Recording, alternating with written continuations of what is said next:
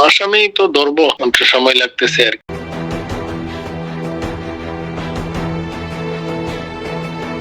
দাউদকান্দিতে জামায়াতে কর্মীরা যুবদল নেতার পা থেতলে দেওয়ার অভিযোগ, মামলা হওয়ার পর আসামি ধরছে না পুলিশ।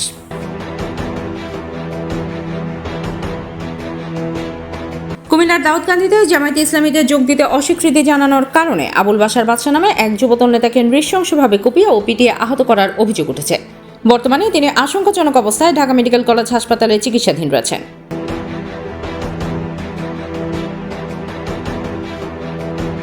স্থানীয় সূত্রে জানা যায়, বারোপাড়া ইউনিয়ন যুবদল নেতা বাদশাকে দীর্ঘদিন ধরে জামায়াতে যোগ দিতে চাপ দেওয়া হচ্ছিল। গত 15 জানুয়ারি বারোপাড়া ইউনিয়ন 2 নং ওয়ার্ডের মেম্বার আনিসুর রহমান খানকে বাসায় নামিয়ে দিয়ে আসার পথে একদল সশস্ত্র জামায়াতের কর্মীরা তার উপর হামলা চালায়। হামলাকারীরা ফেসবুক লাইভ করে দম্ভক্তি প্রদর্শন করে এবং বাদশার 2 পা পিটিয়ে থেতলে দেয়।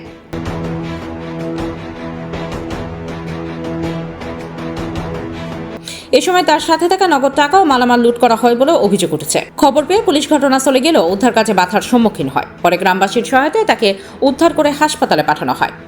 এই ঘটনায় গত 15 জানুয়ারি শিল্পী আক্তার বাদী হয়ে দাউদকান্দি মডেল থানায় একটি মামলা দায়ের করেন।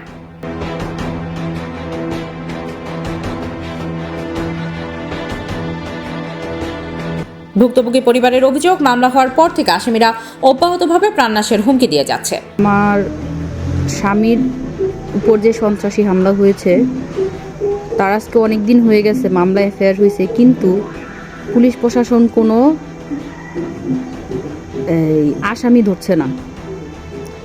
আর আসামিরা আমাদের বাড়ির সামনে দিয়ে হুন্ডা দিয়ে শোডাউন করে আমাদের হুমকি দামকি দিচ্ছে, আমাদের মামলা তুলে নেওয়ার জন্য বলছে।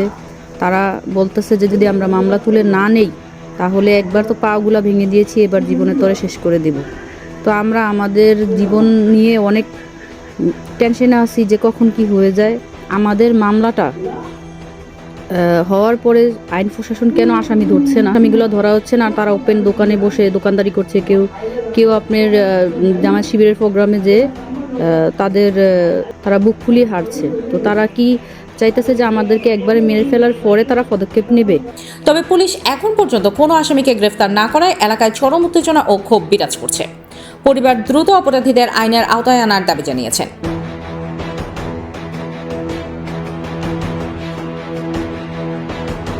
এ ব্যাপারে মামলার তদন্তকারী কর্মকর্তা এসআই আবু বকর সিদ্দিকের কাছে বাদী শিল্পী আক্তার একাধিকবার আসামি ধরার ব্যাপারে গেলে তিনি বলেন, আমাকে বলে লাভ নেই, আপনি ওসি সাহেবের সাথে কথা বলেন।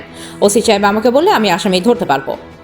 এই ব্যাপারে ক্রাইম বার্তার প্রতিনিধিকে মামলা তদন্ত কর্মকর্তা আবু বকর সিদ্দিক জানান, আসামি গ্রেপ্তারের বিষয়ে জানতে চাইলে তিনি বলেন, আপনারা ওসি সাহেবের সাথে কথা বলেন, উনি যদি বলে তাহলে আমি আসামিদের গ্রেপ্তার করব। সিদ্দিক ভাই, ওই যে আবুল বাশার আসামিগুলো ধরতেছেন না কেন?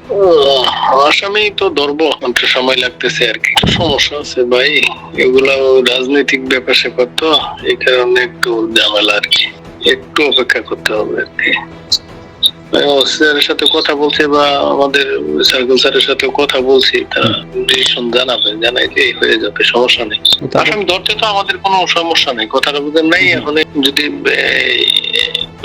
সবে মাত্র হইলো তো, এই কারণে আমরা চাচ্ছি না যে একটা হোক, আমরা একটু সময় নিয়ে ধরতে চাই। ধরবো না যে এরকম না, তাদের তো হুমকি দামকি দিয়ে যায়। হ্যাঁ বলছে, আমরা আনিস ভাই আমাকে বলছে, কিন্তু একটু ধৈর্য ধরতে বলছি আর কি। তারপর বলছি যে ওসির সাথে একটু আলোচনা করেন, আলোচনা করলে যেহেতু আগে একটা বিষয় প্রেক্ষাপট ছিল, এখন এই প্রেক্ষাপটটা চেঞ্জ করে আমরাও একটা করতে, আমি বলছিলাম একটু আলোচনা করার জন্য। এই ব্যাপারে দাউদকান্দি মডেল থানার ভারপ্রাপ্ত কর্মকর্তা ওসি মোহাম্মদ আব্দুল হালিমের মুঠোফোনে যোগাযোগ করলে তিনি জানান, আসামি তারা ধরছে কিনা একটু দেখতে হবে ভাই। তো এসআই রে ফোন দিলি ভাই আপনার কথা বলে, কয় ওসি সাহেব অর্ডার দিলি ধরবো আমি। আপনার এসআই মামলার এসআই কে আছে ওনারা জিজ্ঞেস করেন নাই মামলার এসআই কে? আচ্ছা ঠিক আছে। মোহাম্মদ রেজা, কুমিল্লা ক্রাইম বার্তা।